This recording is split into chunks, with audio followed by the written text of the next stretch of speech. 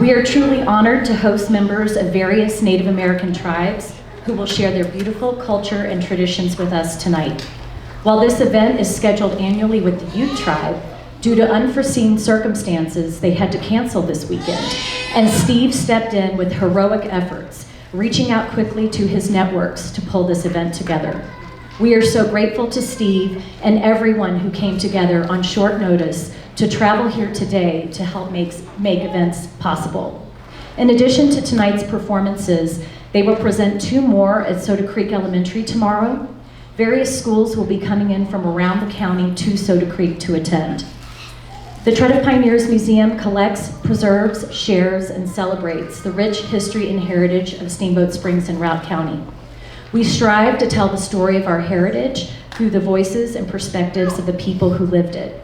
It is our honor and privilege to serve as a conduit for Native American learning and cultural appreciation in our community.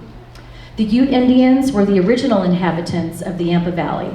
Colorado was and is homeland of 48 Native American tribes, and now over 200 tribal affiliated nations are now represented in Colorado through relocation. We recognize that the establishment of this region greatly impacted the lifeways of Native people. In accepting this, we are called to utilize the museum as an educational institution, to connect with Native people and help teach in our community, to honor Native American stewardship of the land, and to continue our commitment of inclusion and respect of these Native nations and their traditional values and ways of life. It is with open arms that we welcome our special guests here today to their ancestral lands here in the Yampa Valley in Colorado. Please help me welcome and thank our hero, Steve LaPointe. Thank you.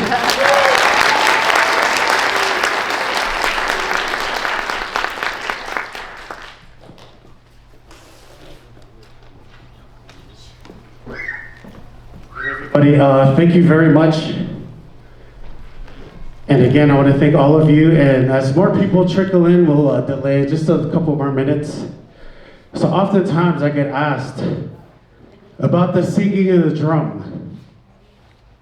So the drum represents, again, all of our nations had a drum. A little bit of the teachings that I was able to learn in life is that the drum represents a heartbeat.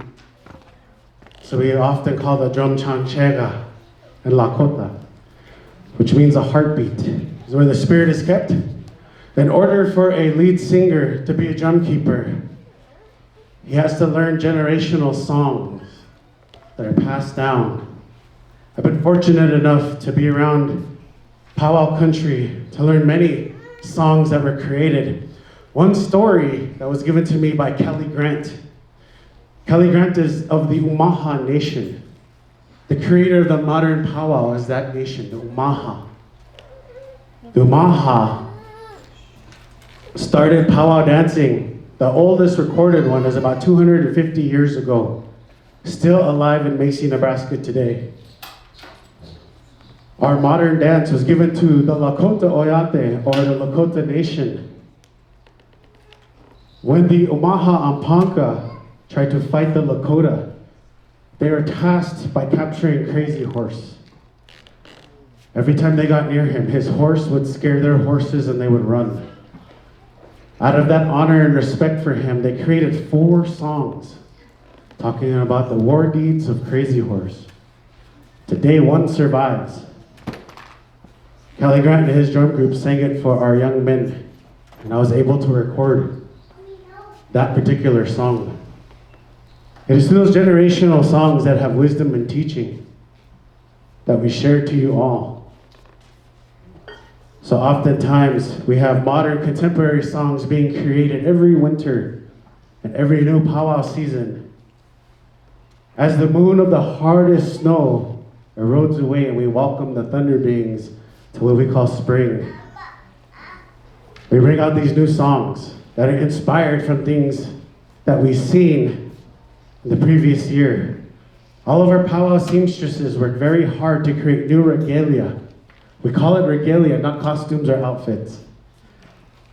Regalia. The colors all tell a story.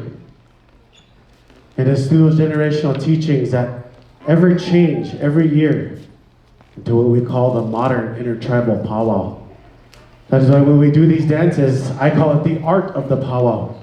So as we tell the stories of traditional songs and traditional dancing, I want you guys to witness the stories, the love and the heart that is made from all the people that taught us these ways into this modern times.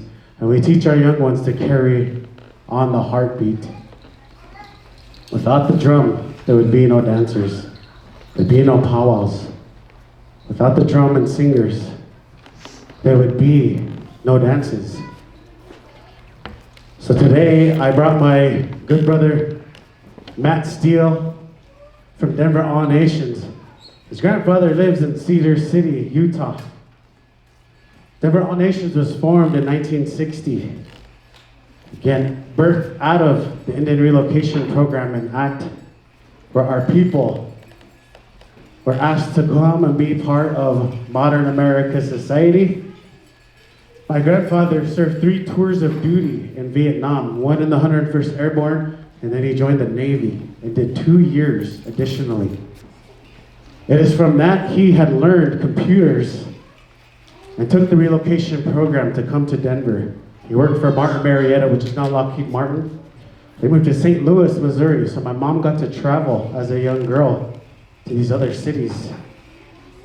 Ended up in Titusville, Florida, where my grandfather worked for the space program.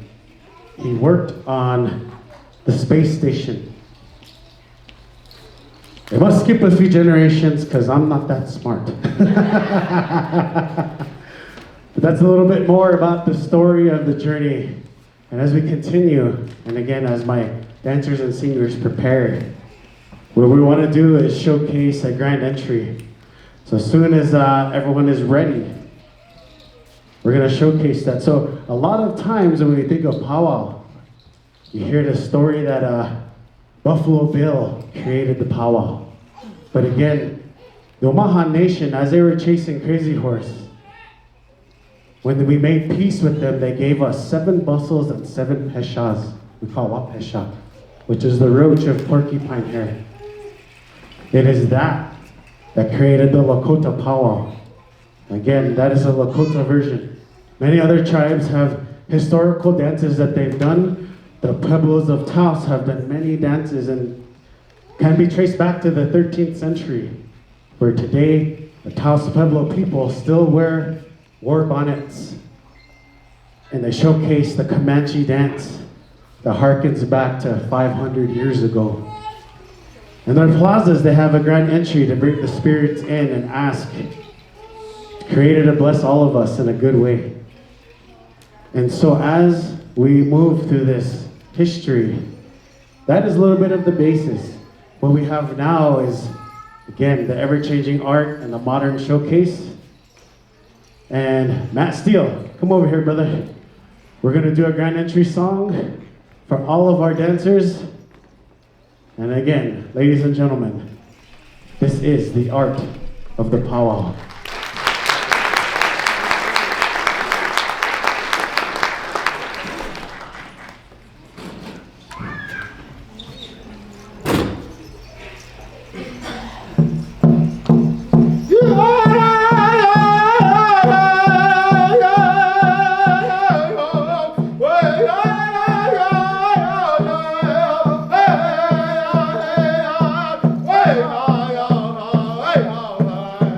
Hey!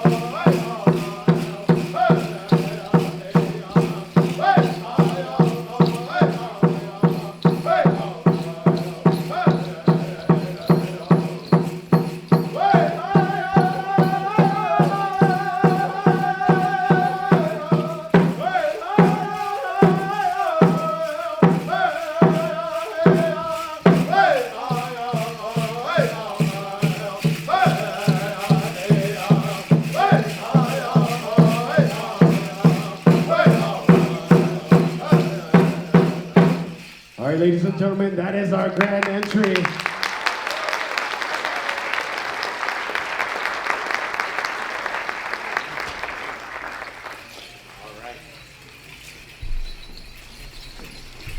All right, ladies and gentlemen. Check. All right. So again, our grand entry highlights all of our dancers and their individual styles. So as we go through this powwow journey, we're gonna call up our northern buckskin traditional dancer, represented by Carmen Claremont. Again, I want to brag a bit about Carmen. We're from the same nation, and Carmen is, in my eyes, family and powwow royalty. You'll see her fully beaded top here. Each individual bead was done by her artwork, embodying the spirit of the Lakota people. Again, the fully beaded top is what's called northern buckskin. She carries a strike light bag and a knife sheath as well as a purse. Again, this is very indicative of the Lakota way. And with that, we're gonna give her 2 push-ups of a women's northern traditional song.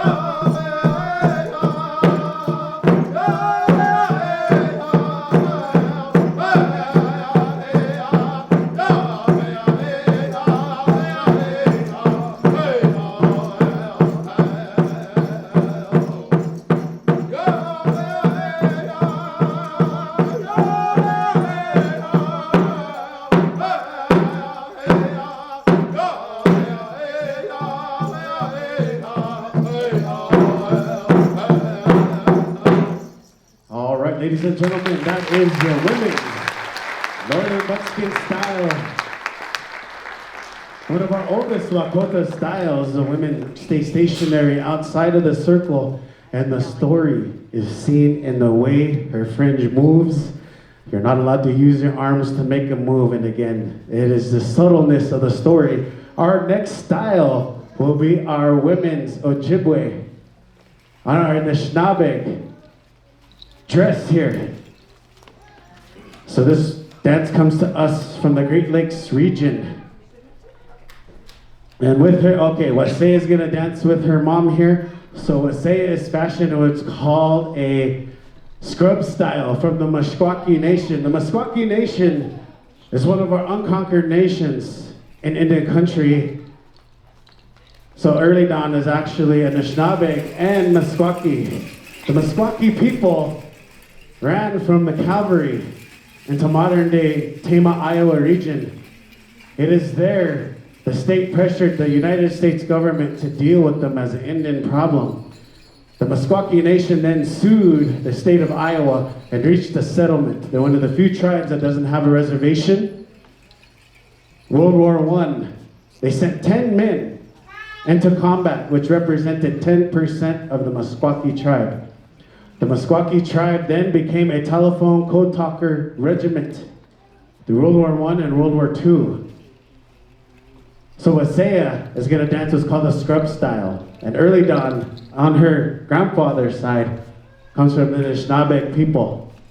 The Anishinaabe people, World War I, sent one man into combat named Francis Pegamenabo, First Nations Canadian. He had to sign away his treaty rights in order to leave the reservation and to help the Allies into victory.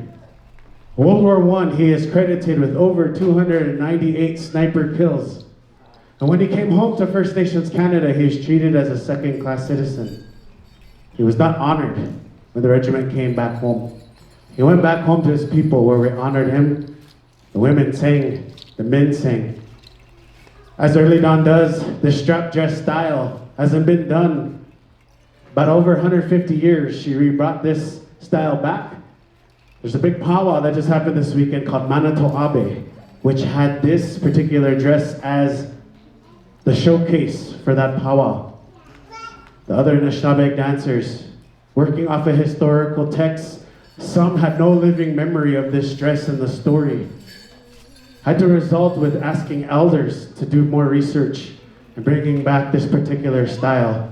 So as we go into the showcase here, we're gonna go into our women's woodland style, traditional.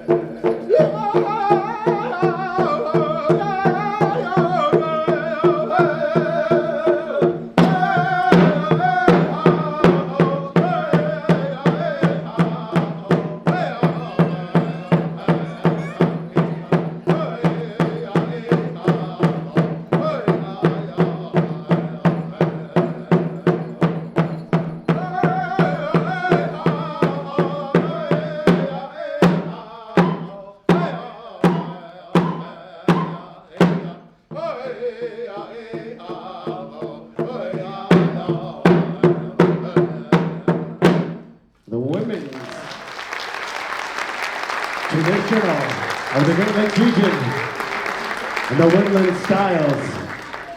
All right, our next set of dancers is gonna be our jingle dress dancers. So our jingle dress dancers here represent each day is a blessing. So these jingles, I want to think back to about 1920. As our warriors came back from World War I, we did not have citizenship until 1924. Again, in the 1920s, Indian country was doing well. Unfortunately, at this time in history, we had a great pandemic of the flu. We had to wear masks, we had to isolate. Sounds a little familiar, right? It is out of this, the Ojibwe tribe of the Anishinaabe Nation had a medicine man dream of this style of dance. So all these jingles are rolled tobacco can lids. So as our industries traditionally were scaled back, and as we scaled into war production, we had all these cans of tobacco lids, and every day is a blessing. Dancers technically carry 375 jingles, 365, excuse me, representing each day is used. Tobacco today, we tried to do is grow our own. There's a resurgence of this. This dance was meant to wash away the bad energy and thoughts of the flu pandemic and bring our people back and heal. Today, our modern jingle dress dancers represent the contemporary style, as we see Summer with her fan, and our old style, which do not have a fan. It is these old styles is that we have what's called a side step. Coming from the Ojibwe people, when it's a ceremony, this dance spread like wildfire. It was at that time we had Haskell Indian Nations University open and fully accredited to Indian people, and in Colorado we had Fort Lewis. It is through the sharing of networking that this became a modern powwow dance. And again, the old style representing no fan, dancing in this sidestep fashion. The modern style has a little bit of twist and flair. And again, as each dancer cultivates and harnesses their own style, it's showcased here. We're gonna do the sidestep.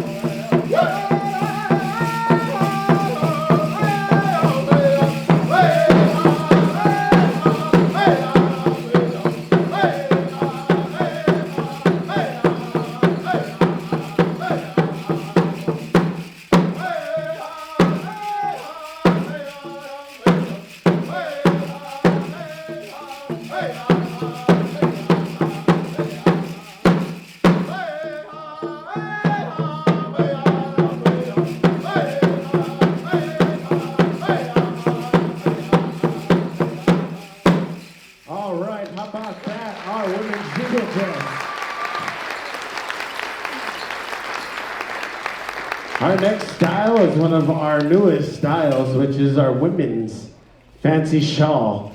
So again, one of the stories that I was told, the origins of this came from a young woman who lost her spouse in combat, and emulating the winged relatives coming out of the shell of mourning, the women traditional dancer now put her shawl on her shoulders. And as the story goes, she came out of mourning emulating the butterfly. It is of the mourning story, is that the women's fancy shawl are gonna dance. So, again, you're gonna see footwork and movement that's gonna be changing. Again, the ever-changing art of the powwow.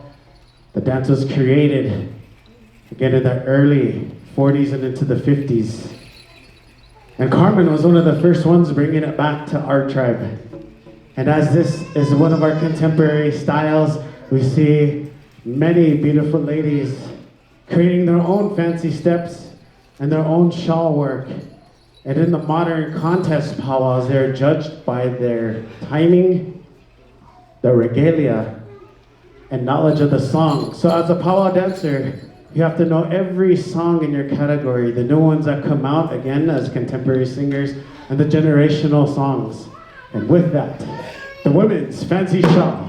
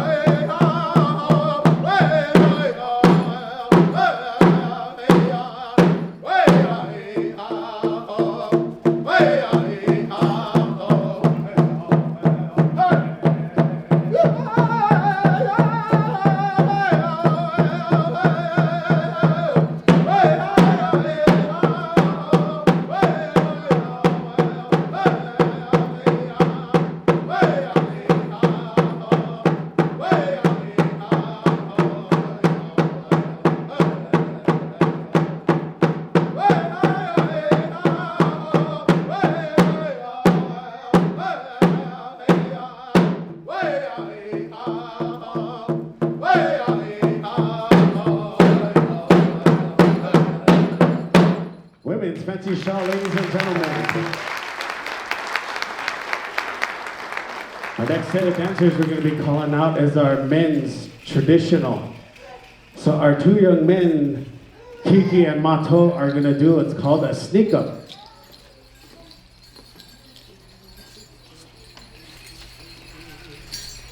So again, these young dancers representing the oldest style, representing the Lakota tribe. So we talk back about the days of the little bighorn. We're gonna give you guys 4 push-ups, okay? 3, we'll give you guys 3. Come here. So again, as a descendant of the Battle of Little Bighorn, the story is that we charged 4 times, and on that 3rd charge was ultimate victory. We were part of the American fabric when we talk about those days. And this generational song and style commemorates our victory against the 7th Cavalry. As World War II started to progress, again, my great-grandfather enlisted as a code talker and sent to the Pacific Theater in the Army. We talk about the Marines representing the Navajo Nation, the White Mountain Apache. We talk about Oklahoma territorial members who are on D-Day using the Comanche language on Juno Beach. It is after the 1924 Act of U.S. citizenship is when our people gathered together all that we had. Our Southwest Native people stopped using the whirlwind as it looked like a swastika, and Hitler perverted that symbol. We unanimously agreed to stop using that pattern during this time. We all put forth effort into the war effort, and our grandmothers also served. We often credit Miss Montour, who served in the United States Army Medical Corps, all of our men and women in the Marine Corps, our code talkers. It is after this our resurgence in powwow kept progressing. And it is then we talked about the old wars. This again, you see these two young men wearing bustles given to us by our winged relatives. The wapesha here represents the protection that a porcupine gives you. They have breastplates, remnants of body armor, side drops. You're gonna see one has bells, one has deer toes. And we have that bit of fur here to keep stickers out of your socks. So a little bit about the outfit. So Bato, as a descendant of the Meskwaki tribe, also carries a bear claw necklace, which is indicative of the Meskwaki nation. And with that, ladies and gentlemen, is our men's Northern Traditional.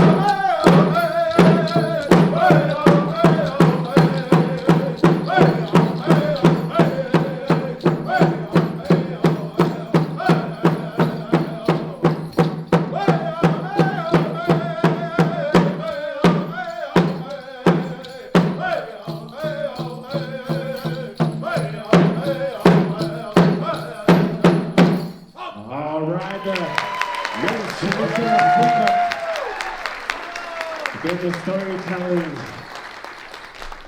the scouting, the engagement, and again the gunshots from the Chanchega here representing the midst of battle. All right. Our final powwow dancer is going to be, again, one of our contemporary styles. Again, from the Omaha Ponca Nations, 1920s came the men's double bustle. So Midnight Sweetwater is going to highlight this dance. This young man is a champion dancer, again, from his very prominent powwow family. So the style back then, these straight dancers from Oklahoma that didn't wear bustles, merged with the Omaha style, where the bustle was prominent. This lively dance, again, one of our newest styles, resulted in the Ponca de Omaha having a world championship, which the Omaha won at Haskell Indian Nations University in 1924. Max Broken Nose won that contest, and it is retained by the Omaha as a world championship to be held on their territorial homelands. And you can still see the World Championship powwow in Macy, Nebraska. And with that, our young men now are emulating this dance in their own fashion. We have Southern style, we also have old style and contemporary. Midnight's gonna show his moves, This very fast-paced, fancy double bustle.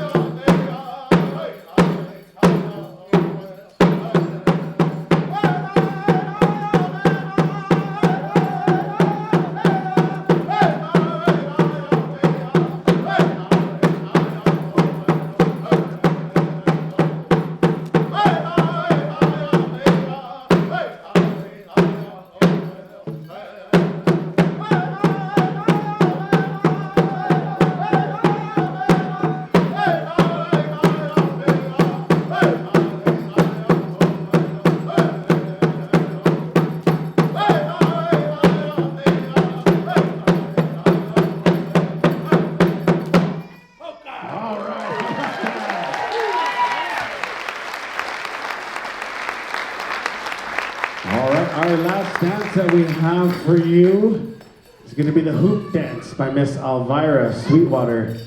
And the story of creation was given to us by the tribes of the Southwest. She's going to tell a story. And with that, we're going to sing 4 push-ups for you. So each push-up of our singing is a lead and a chorus. We're going to do 4 of those for your storytelling of creation. And again, we're honored to have Elvira Sweetwater.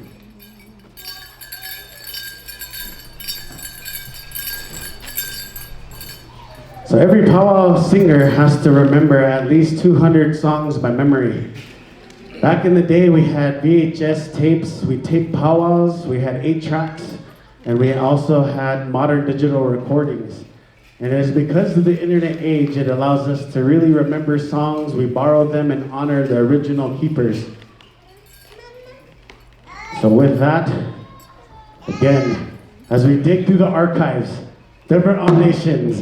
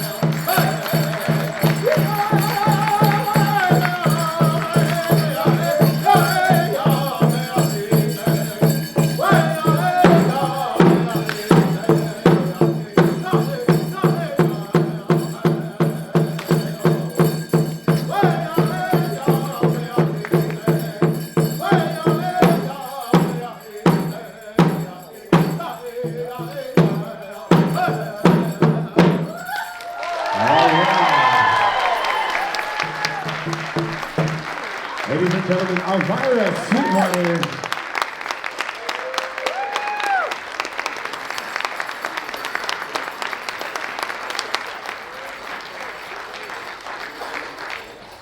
So 1950s, again, the Bureau of Indian Affairs offered one-way bus tickets to centers all across the country. And Denver was the recipient city. Out of that birthed a beautiful intertribal community of our Denver Indian people. A little bit about Matt Steele. His grandfather, Lionel Steele, created the Denver All Nations Drum Group. Again, out of Cedar City, Utah, Shoshone, Paiute, representing Goshu, original inhabitants of this very valley. It is through those leaders that retained our culture, the snapshot of the reservation as they left, we created a movement called the American Indian Movement. And Denver was the autonomous Denver Indian American Movement chapter. It is people like John Mahula, people like Russell Means, fought for advocacy of our people, and out of that came the 1968 Indian Freedom of Religious Act that allowed our children to learn our languages. But it is through our singers that we're able to retain our language at the drum and reinvigorate the land beneath. Again, we ask our ancestors to give us the hollowness of the drum that they sing through us. As a singer, 1978, we finally had First Amendment rights through the Native American Religious Freedom Act. It is there I remember learning some of our earliest songs, ceremony songs that my great-grandfather said, "Do not say this out loud or the cops will come and take you." I still remember those times.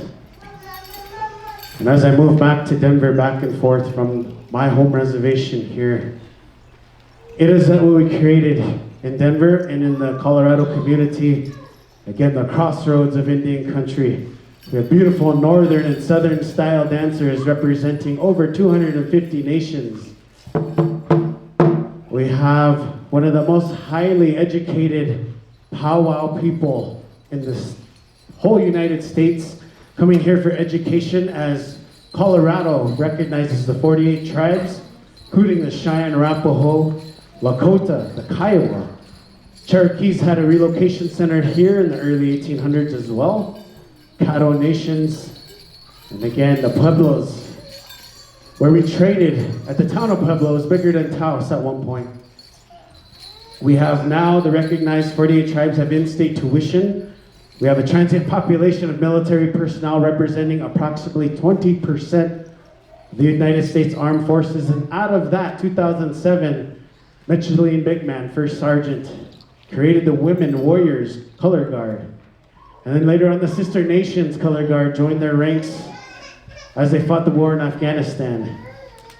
Representing only 2.29% of the United States population total, we have the highest per capita enlistment rate.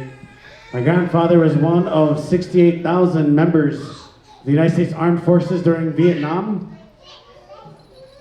And with that, we honor all of our people today that made us who we are. The Denver Indian community is strong and vibrant, representing, again, the crossroads of Indian country. And in that honor, we're gonna have what's called an intertribal song, where all of our dancers will join. And then after that, we're gonna have a round dance, which some of you could participate.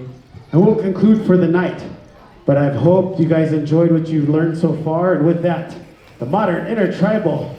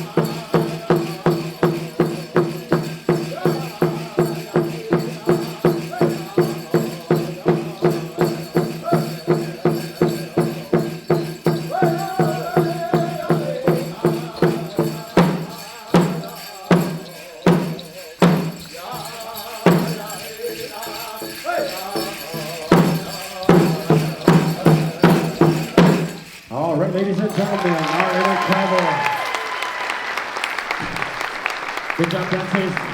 So some of our dancers, I want you guys to take a break, and I'm gonna pick Mosh Day, Early Dawn, and Sunshine to help us lead a round dance. So who wants to come up and round dance with us? Come on up. Okay, come on up, kids. So with that, the modern round dance came to us from the First Nations Canadian relatives. During winter time, they would sing a round dance all night. As a social gathering, we'd have a midnight lunch, and as part of our dancer program, we have round dances for various reasons, memorials. We have things back home where we honor our people. So we're gonna make a big circle, kids. Okay, make a big circle. So as our dancers, they're gonna lead you guys into this round dance. Ooh, there's a lot of you. Maybe do 2 circles. Okay, make 2 circles, kids. Yeah, think you'll be all right? All right. Okay, big circle.